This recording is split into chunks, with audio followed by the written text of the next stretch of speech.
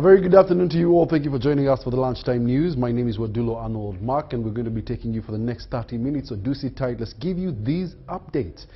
In our first story, outgoing Minister of Defense and Veteran Affairs Jacob Maxon Oboth and former Deputy Speaker Thomas Tayebwa have this morning expressed interest for positions of the Speaker and Deputy respectively. I mean, that was yesterday, as guided by the NRM Central Executive Committee, which sat at State House Entebbe on Friday 22nd. The duo joins other party members who are also interested in these positions, and the process is still on at the NRM Electoral Commission offices until 3 o'clock.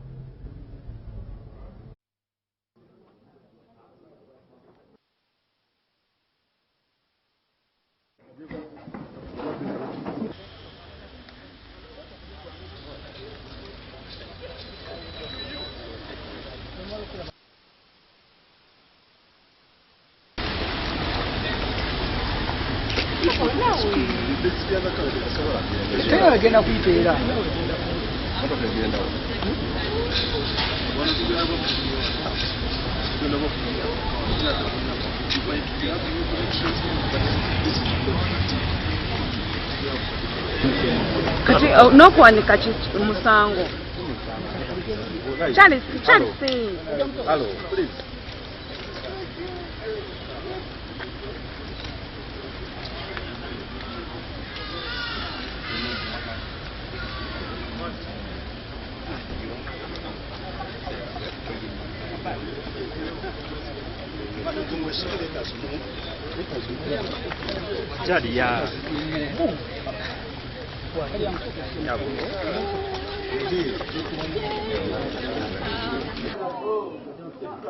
I've newly received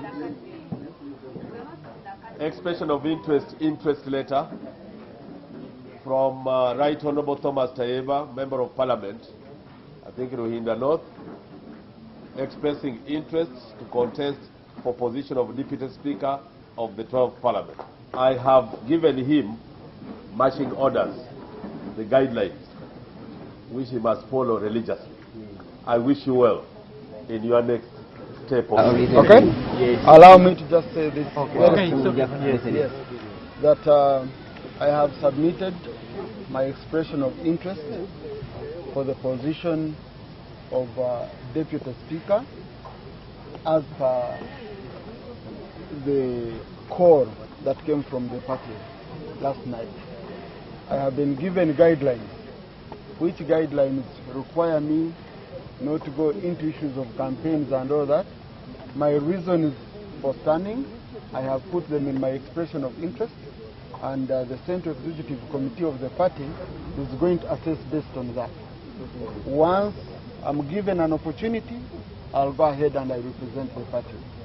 I'm ready to abide by whatever resolution comes from the Central Executive Committee of the party. Whoever the party chooses as a candidate, I will 100% support and give my all. I also pledge to support whoever becomes the Right Honourable Speaker. And it is very, very important for the deputy to ensure that they support the principal. So I'm ready to give all that kind of support that will be necessary, both as a candidate, but also after winning, because I'm 100% sure that the NRM candidate is going to be voted the Speaker come Monday. I thank you.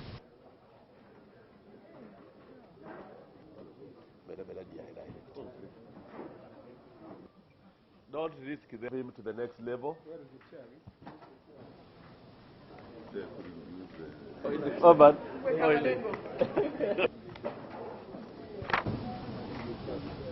A letter of expression of interest for the office of the Speaker of the 12th Parliament of the Republic of Uganda, or both MP, West Budama Central County constituency.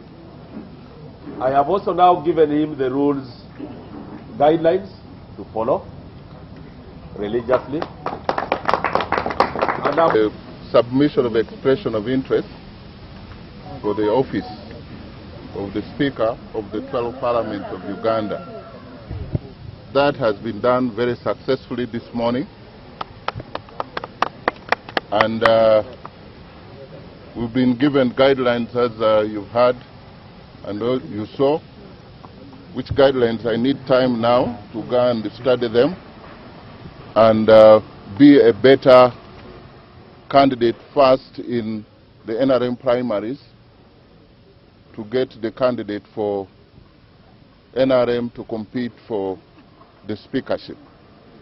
So at this point, it would not be necessary for me to pledge anything but patience, actually strategic patience, until the time comes when God will do what He is able to do. And I want to thank you for your kind patience.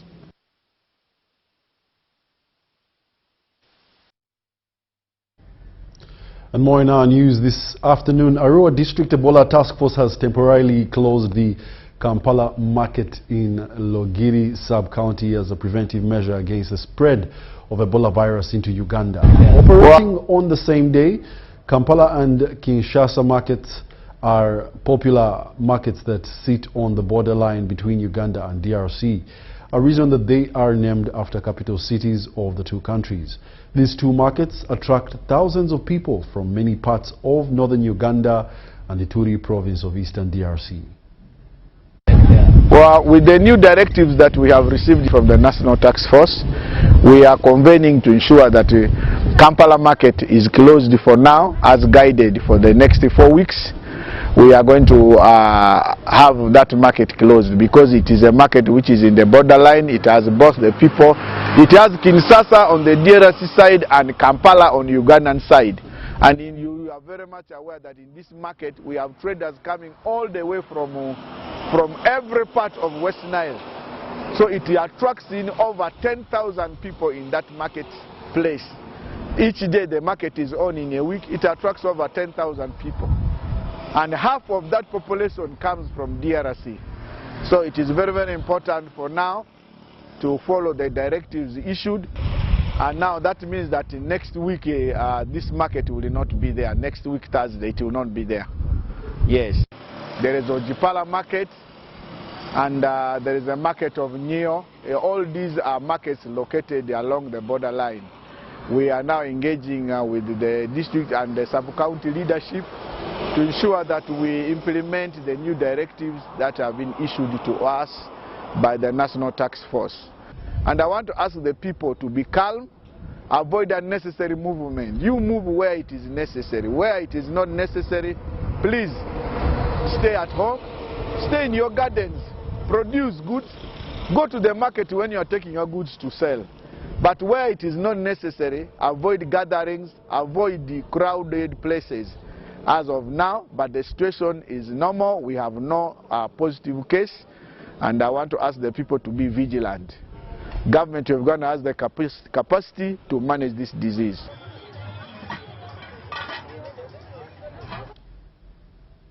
And more in our lunchtime news.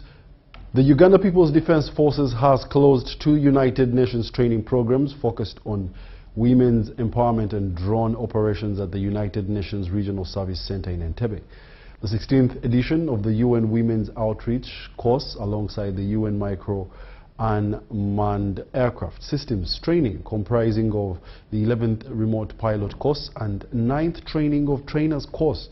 The courses were sponsored by the Government of Canada and brought together military and police personnel from multiple member states to strengthen peacekeeping capacity and advancing women's role in UN missions. Brigadier Charity Bainababo, Director of Women Affairs in the UPDF, closed the ceremony on behalf of the Government of Uganda at the invitation of the UN. And promote inclusive participation. As we all may know, states are preoccupied by their survival and order and their sovereignty as bottom line. As opposed to the past when everybody struggled to have as many boots on the ground, today everybody is struggling to have as many eyes in the sky as possible, for the basic reason of survival. So it gives me great pleasure to see many ladies participating in this effort of being part of the eyes in the sky. I'm not a feminist, but yeah, it is a great thing for us to be there. Because when there is conflict, women and their children suffer the most. So it is only in order for women to be given a chance to be part of the efforts to resolve conflict. And the pace at which technology evolves, we cannot afford to sit back and see things happening while we fold our hands. So we must be there, and we must be professional at it, because while we learn how to operate these drones, we know how dangerous they can get from all types, because every time they're made, they acquire new names. As the gentleman has already said, we have loitering munition, this and that, the kamikazes. So we must be up to the game if we are going to survive as people. Technical expertise and the deployment of specialized frames, particularly in micro-relay-based programs. The drone pilot course and the training of trainer course demonstrate how innovative technologies are transforming peace operations, equipping personnel with critical skills in surveillance, situational awareness, and mission support. The French government is proud to be associated effectively to modern peace operations. Equally, the micro and manned aircraft systems training reflects the growing importance of technology in enhancing mission effectiveness, situational awareness, and the safety of personnel in the field. As the host nation, Uganda takes pride in supporting initiatives of this nature, which contribute directly to regional and international peacekeeping capacity. Our continued participation in such programs reflects our firm belief that well-trained and inclusive peacekeeping personnel are essential to successful implementation of United Nations mandates across the diverse mission environment. From our Pan-Africanist standpoint as Uganda, we know that and believe that if our brothers are in trouble, so are we. So this drives us to continue supporting peacekeeping missions. From Egypt. More in our UBC lunchtime news. Kings and traditional rulers across Africa have been urged to prioritize attracting more investors to the continent by establishing systems and creating a favorable environment for investment. The call was during the ongoing 8th IDO Pan-African Summit in Munyonyo, where kings and cultural leaders from different parts of Africa have gathered for a business summit to discuss challenges affecting business opportunities and investment across the continent. The 8th IDO Pan-African Summit 2026 has brought together African diaspora leaders, traditional monarchs, government officials, diplomats, investors, and global Pan-African representatives to promote African unity, strengthen diaspora partnerships, and advance discussions on reparatory justice.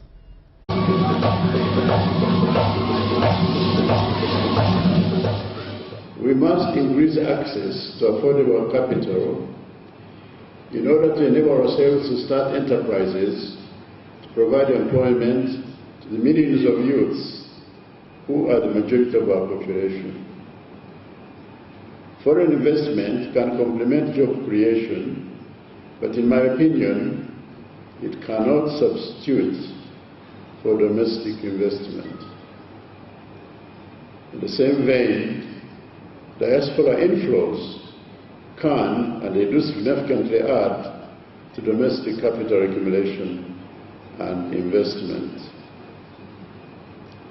The need for increasing indigenous capital to complement our labor and our natural resources is a necessary condition for Africa's economic liberation and is central to our present and future prosperity. I request you and urge you to consider and advise us on how we can be more united in building and strengthening institutions that will help us to achieve Africa's economic liberation. So African Americans are being welcomed in West Africa, where of course many of them have a very big history, and they are being integrated in their society, and they are now running the big businesses in those countries. This is what we need to emulate here and get seriously organized so that Uganda can also attract this kind of people, so that Ugandans outside there can feel a sense of belonging. The theme of this forum, Forging Transformational Uganda Diaspora Investment Alliance, Mobilizing Capital, Innovation and Strategic Partnerships for Uganda's Industrial and Economic Future, is timely and strategical. I admire highly as an economist. I admire him, I admire his stance, and to us, what an opportunity and what an honor to have him on our launching dummy, to have his name and to take his honor to our office. The Uganda Parliamentary Alliance on Food and Nutrition Security has launched the 5th Parliamentary Nutrition Week 2026, aimed at mobilizing policymakers, district leaders, civil society, academia and the private sector to mobilize and implement effective strategies for improving school feeding across the country. Uganda continues to grapple with high rates of malnutrition, particularly among vulnerable groups such as children, pregnant women and the elderly. Whereas we are reducing malnutrition in children, specifically undernutrition, in the form of stunting, wasting and underweight, we now begin to see a rise or a surge in diet-related non-communicable diseases, overweight and obesity among adults. The Uganda Parliamentary Alliance on Food and Nutrition Security and partners say the initiative seeks to strengthen collaboration among policymakers, district leaders, academia, civil society and the private sector to improve school feeding programs and enhance nutrition outcomes among school-going children. Most of the canteens are stocked with ultra-processed products, and these are consumed by children, which the presenters in our dialogue today have related to the increasing burden of the non-communicable diseases among children. The Alliance notes that the 6 to 18 years age group has limited national nutrition data, which affects proper planning and implementation of nutrition interventions. But what we see now is that the school-going age, there is hardly data to tell us, for example, how many children that are going to school are undernourished in this country, or how many are well-nourished, or how many even are overweight and obese, because it's a major challenge. So there is a major data gap that all the surveys that we do in this country at community level, or even in some levels in the schools, we haven't yet got a nationally representative data on nutritional status for children 6 to 18 years. Gaps in poor management systems continue to pose a risk of poor quality food in schools due to limited food safety standards and inadequate monitoring mechanisms. And then when we say, okay, let's give the child fruits, they are all laced with HHPs, chemical residues. When we say, let me prepare some meat for them to get some protein, they are antibiotics residues. When you go into milk, studies are showing even milk that are animal livestock that has fed on contaminated feed you find aflatoxin in the milk and in the eggs. It is the women who are assumed to put food on the table. So when they don't come in such discussions, they are going to remain ignorant about what food is, what diet is, what a meal is. And they will continue to think that you just eat to live. The 5th Parliamentary Nutrition Week will be held under the theme Nourishing Minds, Empowering the Future from 22nd to 26th June 2026 in Iganga District. Cayenne Faith reporting. For years, residents in Butabika have stood the risks of crossing a deteriorating makeshift bridge while also struggling to access clean and affordable water. According to global health studies, poor access to safe water and unsafe transport routes remain major causes of accidents, disease and disrupted education in rural communities. Now, in response, Care for Humanity together with the Church of Christ constructed a new bridge and installed a borehole water pump to improve safety and access to clean water. The water has been eating away the banks, and it looks the thing is widening now. And we've had around 4 people drowning in this is the Chinawataka drain, around 4 to 5, and it is because of this that we've been having poor communication network. Actually, when you see such a bridge, people just slide and they get drawn in the water. So for sure, there's going to be a very big change, and I must thank God that now communication has been elevated. We reach out to those in need, yeah? And of course, when it started with that, our fellow men who were disabled, who were sick, you know, but we saw the impact with how it helped the community, how happy they were, how much it brought hope to people. And the church administration of the Church of Christ decided, let's continue, let's keep going, you know, because it's not only we in Uganda, it's not only here in Africa actually. We are having activities like these, but also in so many different countries. The slum area, you can say, and even though there are many other communities that are in need, this is actually not the first time that the Church of Christ is doing activities or events like these. National Water has done its best, but there are some of these locals who cannot afford the charges of the water bills. So when we get such a borehole, it is going to help most of my community. The people around here, they are in the thousands.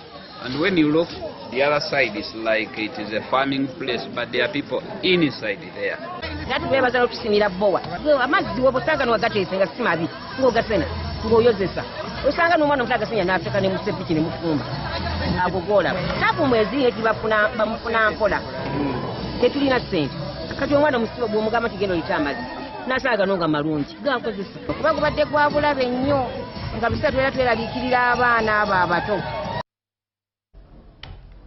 Ministry of Agriculture, Animal Industry and Fisheries, in collaboration with the International Union for Conservation of Nature, has launched the Agricultural Production Policy Briefs on biodiversity, highlighting the critical areas where resources need to be invested to reduce biodiversity loss. The areas highlighted include investing in good agricultural practices like smart agriculture and clean sources of energy. 2 agricultural production policy briefs on biodiversity have been launched by the Ministry of Agriculture, Animal Industry and Fisheries in collaboration with the International Union for Conservation of Nature. The policy briefs aim at informing government where to direct financing to reduce biodiversity loss. Together, we can build agriculture that fits Uganda, that increases on our exports and therefore our incomes, and restores the natural wealth that makes Uganda to be a food basket. So let this launch mark the moment we turn policy into performance. As a Ministry of Finance, we actually are carrying on, engaging our bilateral partners like the FD, engaging our multilateral partners, the World Bank, to basically develop projects that are going to help in this biodiversity development. There's actually a project right now that is going to finance interventions in the water sector and the energy sector. It's close to 40 million euros. Part of it is actually going to be tackling some of the drivers of the biodiversity loss, which is clean cooking. Because people without alternatives, the wananchi are going to cut down these trees. But if they get alternatives, solar, they get EPCs at affordable prices, then they can actually do away with what the president has been fighting on, the problem of charcoal burning. According to the International Union for Conservation of Nature, focus needs to be directed towards reducing biomass loss by investing in clean energy innovations and modern agricultural practices. Some restricted pesticides that are being deployed by the farmers, which degrade the soil, but also degrade the microorganisms within the soil, and as a result, they contribute to biodiversity loss. But also some of them are harmful to, for example, the water. They end up draining into the wetlands and the water resources, and they pollute the water. And so these kind of farming practices are what we are working together with the farmers to limit at the landscape level. Preserving biodiversity is critical for supporting systems of our planet, maintaining ecological balance and climate resilience.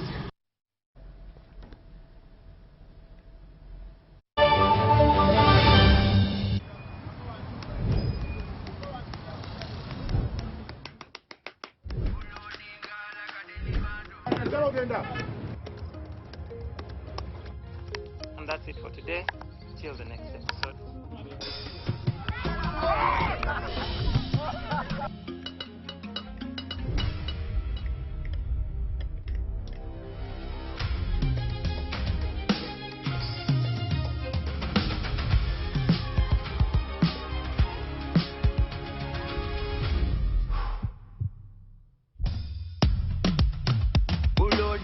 Like a daily bando, like a daily bando, like a daily bando. Omuliro nguwulira muli mu mutima kukankana like drums. Kalakata, kalakata, enendungu yakusabula. Mikono free of fire, free of fire, free of fire.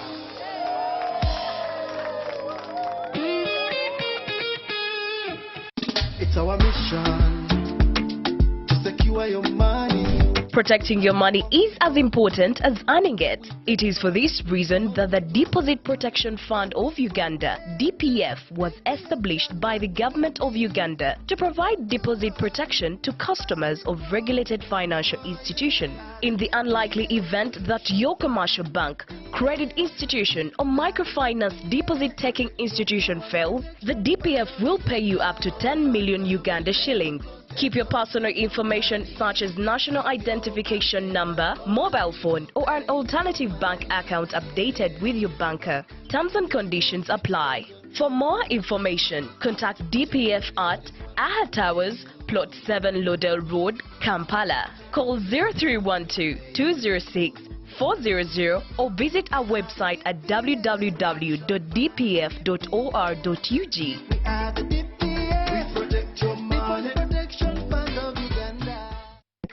In a fast-moving world, why are we still stuck with paperwork? Signing here, stamping there, moving from office to office. It's exhausting. Now, there's a better way. With UG Pass, you can securely prove your identity, sign documents, and access government services anytime, anywhere. No delays, no stress.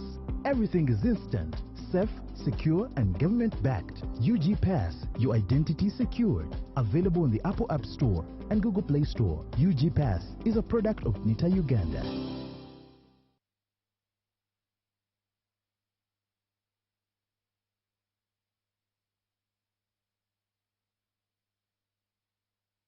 So, Muchara. Yes, Daddy. You know the children are going back to school and things are a bit tight. Huh? For now, why don't you take half of the fees to junior school? And for the school van contribution, we shall pay later. Huh? Daddy, why don't we pay using MTN Momo, where we stand a chance of winning school fees for a whole year and more? By the way, you can also apply for a school fees loan, and also participating schools can win a school van. That's right! Win school fees for a whole year and more. Get more goodies and a school van for participating schools. You can also apply for a school fees loan. Simply dial *165*80# or use the Momo app.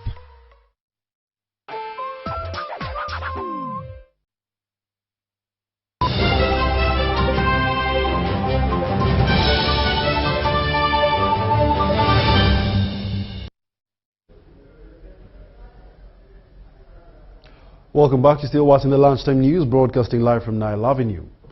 As institutions face growing demands for accountability and transparency, experts are calling for stronger internal audit systems to improve governance, manage risks, and enhance organizational performance. This was the focus during the Internal Audit Awareness Month to commemorate the Wazalendo offices, where stakeholders emphasized the need to transform internal audit from a routine compliance exercise into a strategic pillar for institutional growth and efficiency. Emphasized the role of internal auditors in enabling the organization to achieve its objectives. We have chosen specifically these topics so that they enhance our members with understanding of the internal audit role. So today was really a good day for us, and indeed I believe we have achieved internal audit functions to now modern internal audit functions, and a number of things have changed over time, where now the internal audit function is being viewed as something that is adding value to the organization. Really got to learn a lot. That auditing is actually not about investigating, it's not about investigations, or so in that somebody should fear or hide a few things. No, we need to be open. I learned a lot how to be open, how to collaborate with other departments in order to identify gaps, where there are weaknesses, and also it is important to close down. Tulisewa wa staff bona wamu netukola ekituyise awareness, internal audit awareness. Internal audit kwe kubalirira okwomunda kati guno mwezi tusomesa ba staff bonna wamu aba audit nabatali ba audit tusobola okutegeera bikulu ki binyusi ki ebiri mu internal auditing ng'ekitongole, kubanga ffe nga Wazalendo Sacco tuli esaako esingayo obunene mu Uganda.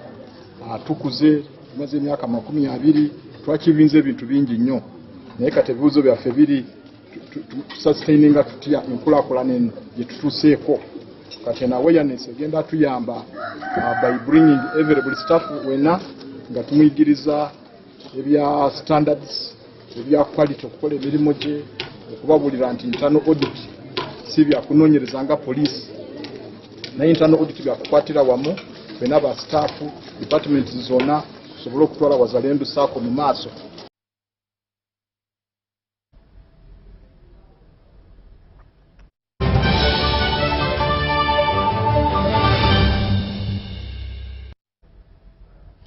And that brings us to the end of our lunchtime bulletin. Thank you for being a lovely audience. Do stay tuned for more news in our subsequent bulletins in Kiswahili, Luganda and English at 8 and 10 p.m.